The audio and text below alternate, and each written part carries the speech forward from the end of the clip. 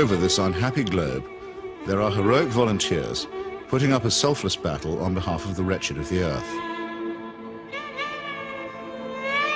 But only one of these is considered to have invisible means of support, to be nothing less than a saint. What makes Teresa of Calcutta so divine?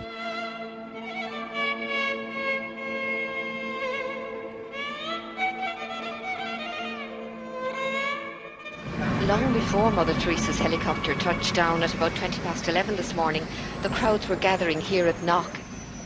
Among all of you who have made this pilgrimage to Knock this afternoon, we are privileged to have with us as a special guest at this Mass a pilgrim who has come from afar,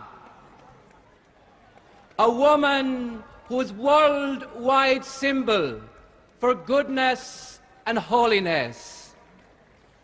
Not many claims made by the Irish clergy are widely or uncritically accepted, even in Ireland. But the saintliness of an Albanian nun named Agnes Boyaciu is a proposition that's accepted by many who are not even believers. Mother Teresa herself receives extravagant adulation as no more than her due. Of all the women in recent history, no one has captured the public imagination like Teresa of Calcutta. I'm not being facetious, and I'm certainly making no comparison when I say that no woman has made such an impact here since Our Lady herself appeared in 1879. So how did this auction of hyperbole and credulity get started? In that year of grace, 1969, the scrupulously neutral and objective British Broadcasting Corporation permitted that old fraud and mountebank Malcolm Muggeridge to pay a devotional visit to the Calcutta Shrine. Mother Teresa, after I met you in London, really the only thing I wanted to do is to come and see you in your work here. Now I've seen it, and of course it's a shining light. Himself arrogant, almost to the point of humility, Muggeridge became persuaded that he and his team had become the divinely appointed instruments of what he claimed was the first television miracle. During Something Beautiful for God, there was an episode where we were taken to a building that Mother Teresa called the House of the Dying, and Peter Schaefer, the director, said, well, it's very dark in here, do you think we can get anything? And we had just taken delivery at the BBC of some new film made by Kodak, which we hadn't had time to test before we left, so I said to Peter, well, let's have a go. So we shot it.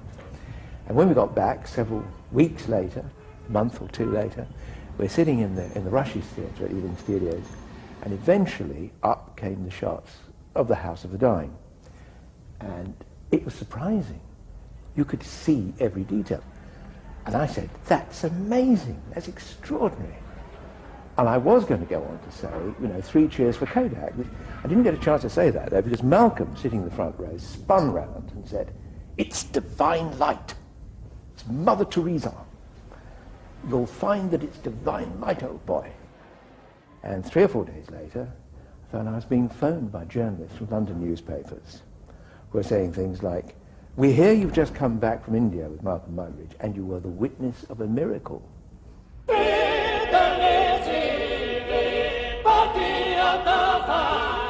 And a star was born. This profane marriage between tawdry media hype and medieval superstition gave birth to an icon which few have since had the poor taste to question.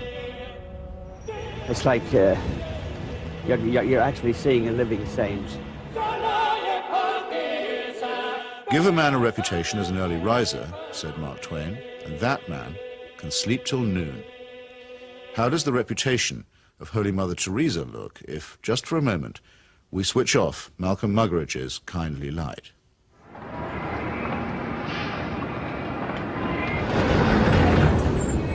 Mother Teresa is a Nobel Prize winner. She's a symbol. People in the West talk about her, so Indians adopt her at that level. The fact that what she does on the streets of Calcutta is really irrelevant to them. They couldn't care about it, and most of them don't even know. But Mother Teresa is the sort of figure you show to visitors. Mother Teresa's flagship institution is her home for the dying, a hospice which purportedly sweetens the last moments of otherwise destitute lives. My initial impression was of all the photographs and footage I've ever seen of Belsen and places like that, because all the patients had shaved heads. There are no chairs anywhere, there are just these stretcher beds, and they're like First World War stretcher beds. There's no garden, no yard even, no nothing. And I thought, what is this? This is 2 rooms with 50 to 60 men in one, 50 to 60 women in another. They're dying. They're not being given a great deal of medical care. They're not being given painkillers really beyond aspirin and maybe, if you're lucky, some Brufen or something for the sort of pain that goes with terminal cancer and the things that they were dying of. And I thought, what's the point? Right from the very beginning, I wanted to serve the poor purely for the love of God and to give them what the rich people get with money. I wanted to give to the poor for the love of God. They didn't have enough drips. The needles they used and reused over and over and over, and you would see some of the nuns rinsing needles under the cold water tap. And I asked one of them why she was doing it. And she said, well, to clean it. And I said, yes, but why are you not sterilizing it? Why are you not boiling water and sterilizing your needles? She says, there's no point. There's no time. Mother Teresa's cult of death and suffering depends for its effect on the most vulnerable and helpless, abandoned babies, say, or the terminally ill, who supply the occasions for charity and the raw material for demonstrations of compassion.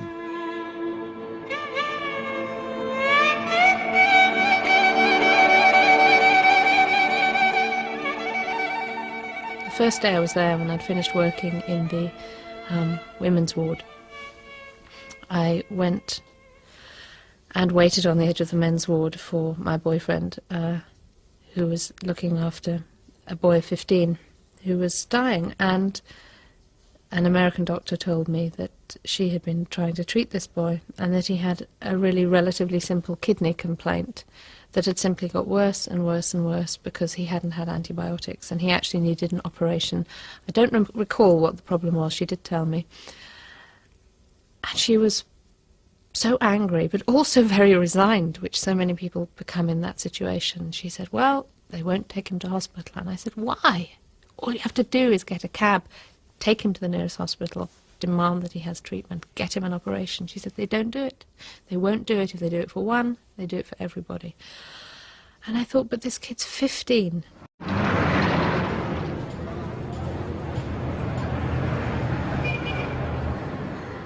I ventured on my own pilgrimage to the Missionaries of Charity in Calcutta in early 1980. Who could fail to be touched by the work of the orphanage? Not I, though I did find myself a little put off by the mission's motto, he that loveth correction, loveth knowledge. Bit of a workhouse ring to that, perhaps. But it was Mother Teresa herself who completed the wreckage of the effect. As we stood by the tiny cots, she turned and said, this is how we fight abortion and contraception in Calcutta. Now, it might be argued that a campaign against family planning is low on the list of Calcutta's many pressing needs. But as a leading member of the Pope's fundamentalist tendency on matters of sex and procreation, Mother Teresa has made this single issue into her global crusade.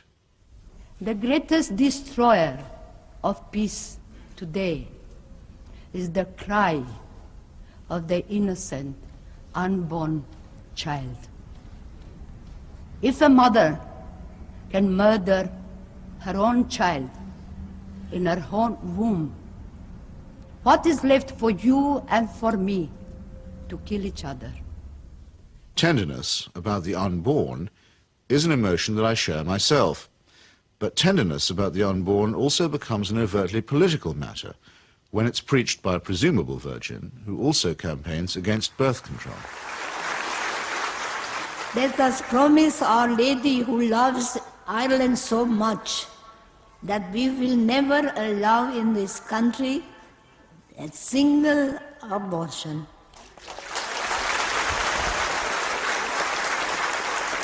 And no contraceptives. Mother Teresa has no politics, so she maintains, and so many people believe. But when she came to London in 1988, ostensibly as an advocate for the homeless, she bent the ear of the Iron Lady and sought to steer her to the support of a bill limiting abortion.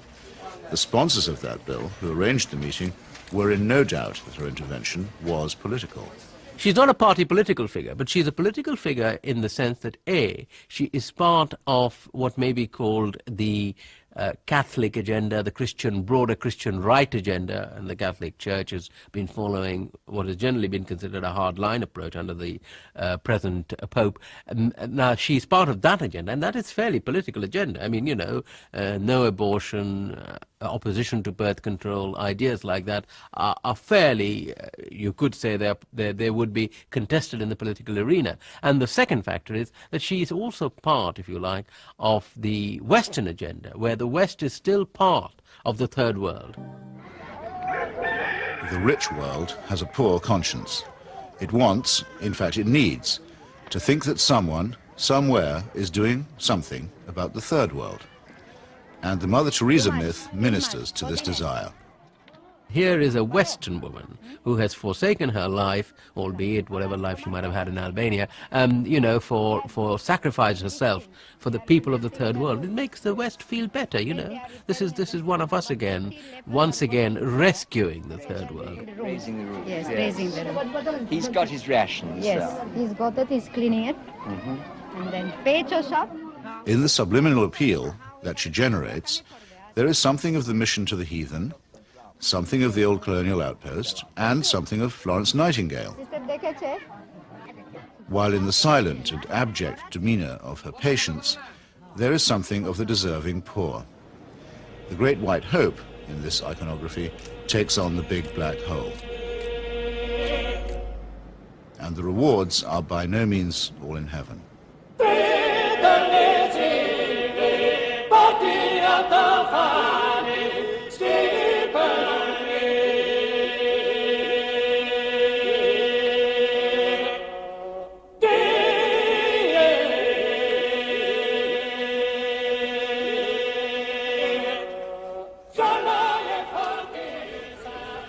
For someone whose kingdom is not of this earth, Mother Teresa has an easy way with thrones, dominions, and powers. Why do the rulers of this sinful and selfish world find her so awfully congenial? Is it because she returns the compliment? She may or may not comfort the afflicted, but she has certainly never been known to afflict the comfortable. Some people see her here, posing with Ron and Nancy. In the truest sense, citizens of the world. Mother Teresa is. The very hand that bestowed the Medal of Freedom on Mother Teresa armed and paid the death squads of Central America. Accepting the award, with her customary modesty, on behalf of all the world's poor, she croaked, "I never realized that you loved the people so tenderly." I must say, I hadn't noticed that either. Reagan's proxies murdered, among many others, 4 American nuns and the Catholic Archbishop of San Salvador at the very moment that he was celebrating Mass. But, visiting the slaughterhouse states of the region during that period, Mother Teresa found nothing untoward. Everything was peaceful in the parts of the country we visited, she claimed, after touring the killing fields of Guatemala, adding for good measure, "I do not get involved in that sort of politics."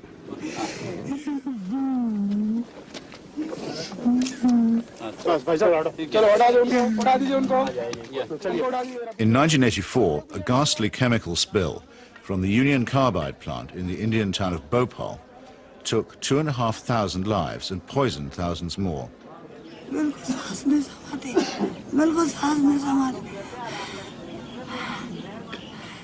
This was an act not of God, but of a negligent multinational corporation.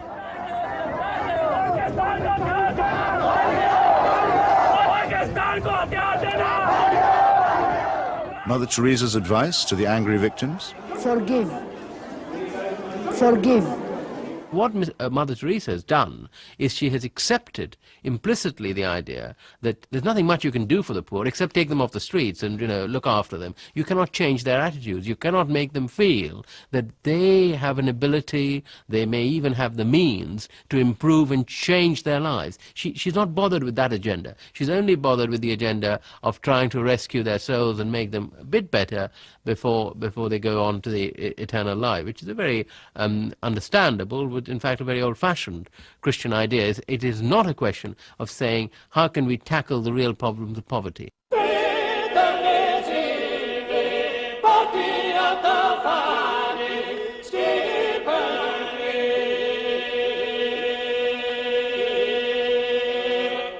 Like most people who claim to be apolitical, Mother Teresa is in practice and in theory an ally of the status quo, and when the status quo is threatened, a trusted ally of the conservative forces. This places her in bold contrast to those, even among the religious, who have rejected the fatalistic and submissive conclusions about poverty that are promulgated by Catholic traditionalists like her. With our hands, with our life, with our love, we ask justice, we ask freedom, and we take justice, because the justice is not like a gift which they gave. No, liberty, freedom, they don't give that. We have to take that. And in fact, we go through the streets and we took our liberty, we took our freedom, asking for justice. The Roman Catholic hierarchy has never forgiven Father Aristide, the legally elected president of Haiti, whom it regards as a base heretic. For his efforts to chase the moneylenders from the temple, he was banished from his order and forbidden to serve Mass. To the very last, the Vatican was the only foreign power to recognize the military junta that misruled Haiti. And the ground for this, too, was prepared by Mother Teresa. In 1980, she visited the island and accepted the Haitian Legion of Honor Award from Baby Doc Duvalier. She found much to praise in his corrupt, dynastic regime, telling astonished reporters that she had, quote, never seen the poor people being so familiar with their head of state as they were with the Duvaliers. It was a beautiful lesson for me, she simpered. I've learned something from it. The Haitian people, indeed, could not wait to get close to the Duvaliers,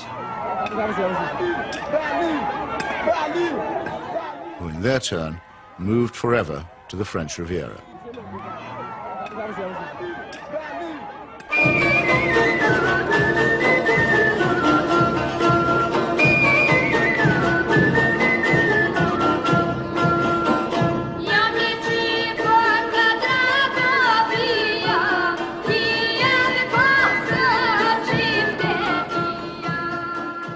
Mother Teresa admires the strength of the powerful almost as highly as she recommends the resignation of the poor.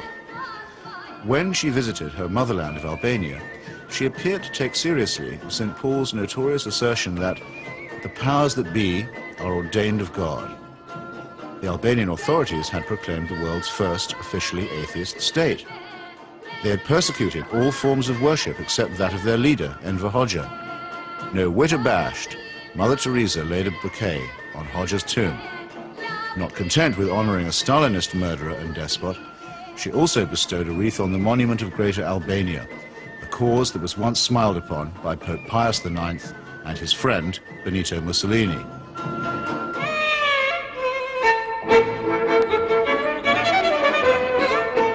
Albania is, for secular reasons, quite rich in orphans. So there was ample scope for an orphanage specialist to praise the institutions of the regime while keeping silent about its victims.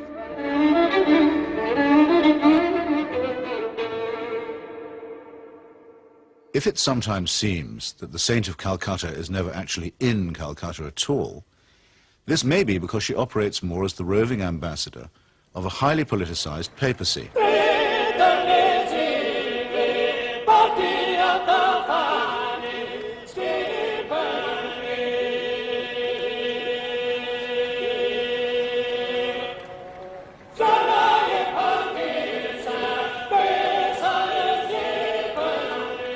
Vatican foreign policy has taken her from the shores of Lebanon, where the Roman Catholic militia perpetrated the mass murder at the Sabra and Shatila camps, to Nicaragua, where the cardinal was the patron of the Contras, to Armenia, where she helped Mother Church gain a foothold in the Soviet Union. In return, the present Pope is known to have placed her on the fast track for canonization. This is the kind of politics in which she does indeed get involved. Sometimes when I think of Mother, I wonder if I've done just right. Though I'm many miles away, I can almost hear her say, "Where's my wandering boy tonight?" Robert Maxwell's genius for self-promotion made a nice fit with Mother Teresa's talent for fundraising. It became hard to decide which of the two was using which, or was it both? In the United States, Mother Teresa accepted well over $1 million from Mr. Charles Keating, a right-wing Catholic fundamentalist and anti-pornography crusader who was also a California savings and loan tycoon. Mr. Keating's problem was that he was using other people's money. He's now behind bars after the greatest scandal in American financial history. But while he was flying high, Mother Teresa flew right along with him. She got the use of his private plane. He got a personalized Mother Teresa crucifix, which he used to store up treasure on earth. Let's get him out of here. Why should the missionaries of charity have such a special vocation for work among the rich? And does Mother Teresa pick frauds because they need her help more than the honest billionaires? It's not a question that she's ever answered, but then, in the prevailing atmosphere of piety and adoration, it's not a question that she's ever been asked.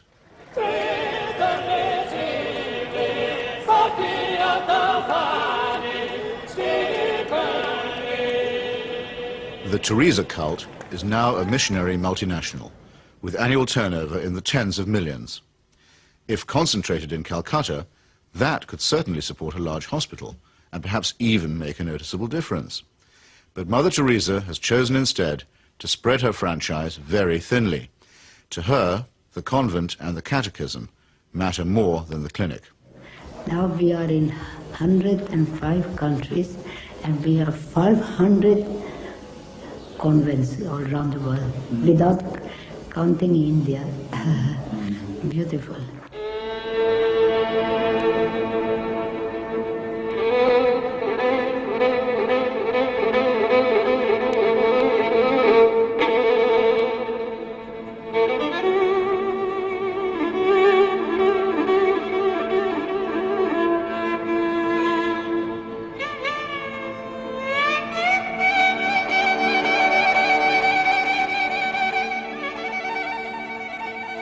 Modesty, simplicity, humility.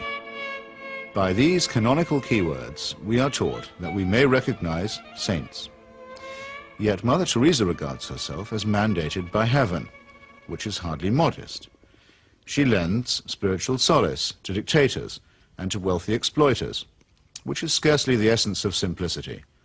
And she preaches surrender and prostration to the poor, which a truly humble person would barely have the nerve to do. When she speaks about private or public morality, opposing family planning, for example, or defining abortion as quite literally the greatest threat to world peace, she takes on the grim and tedious tones of the zealot and the fanatic.